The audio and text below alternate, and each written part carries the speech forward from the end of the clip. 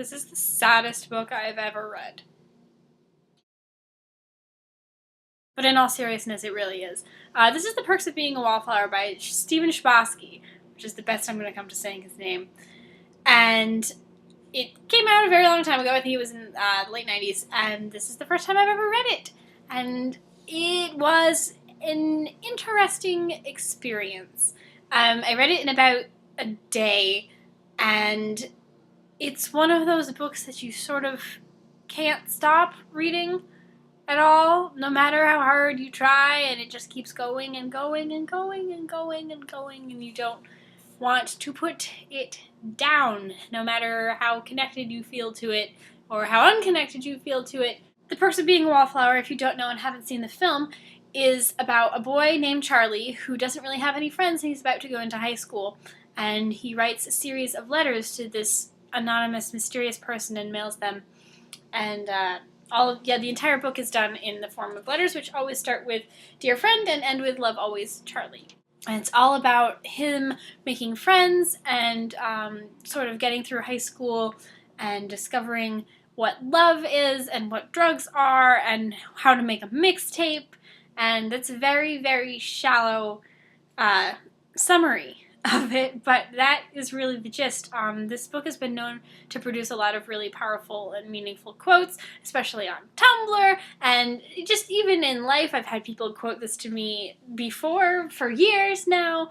I think ultimately what I liked most about this book was its connectivity, was its relatability, and the fact that it was able to provoke a response from readers. I know a lot of people read this book and say, oh, I wish I had read this when I was going into high school. It would have made so much more sense. I don't feel like I can connect to it now.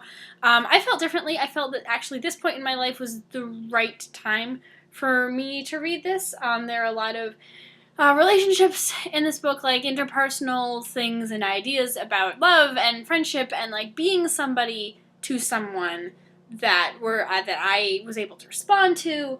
And I think, even though it is sort of a coming-of-age story, I think it's very important to know those sort of things. I think Stephen Chbosky presents it in a really dark but realistic way. And I think the dark parts of this book altogether are really what hold it apart from other coming-of-age stories, because the darkness in this book is very real.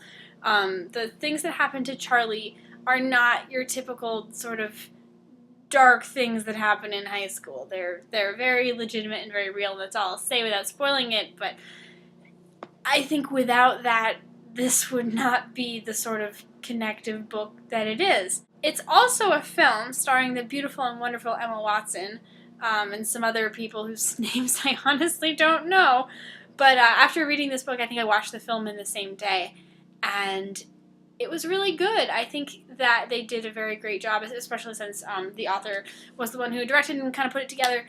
So I think they did a really great job adapting it and taking the right things out and putting the right things in.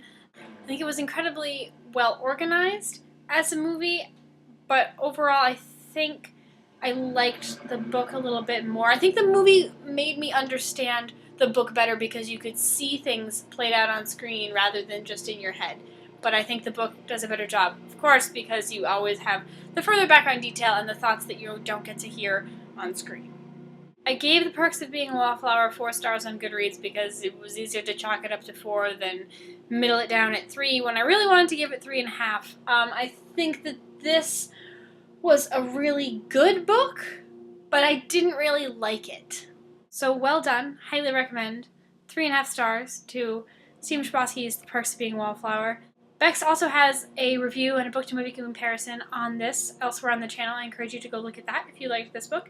Hope you're all having lovely weeks and lovely lives, and I will chat with you soon.